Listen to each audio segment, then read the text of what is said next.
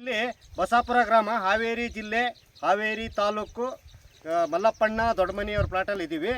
ಇಲ್ಲಿ ನಮ್ಮ ಚಿಲ್ಲಿ ಏನು ವೆಲ್ಕಮ್ ಕಂಪ್ನಿದು ನಂದಿ ಮೆಣಸು ಏನಿದೆ ಅದು ಬೆಳೆದಿದ್ದಾರೆ.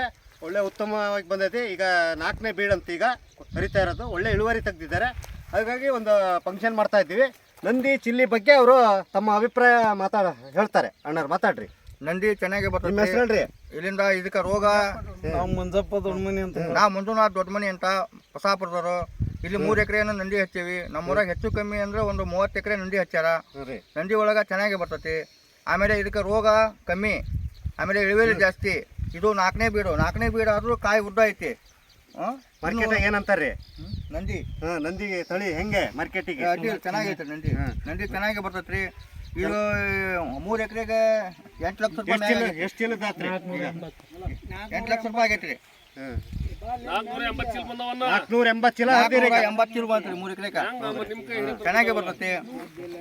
ರೈತರೆಲ್ಲ ಇದನ್ನ ಹಾಕಿ ಬೆಳೀರಿ. ತುಂಬಾ ಥ್ಯಾಂಕ್ಸ್ ಅಣ್ಣ. ನೋಡ್ರಿ ಕಾಯಿ ಹೆಂಗಿಡದೆ ತೋರಿಸಿ. ಒಳ್ಳೆ ಬೆಳವಣಿಗೆ, ಒಳ್ಳೆ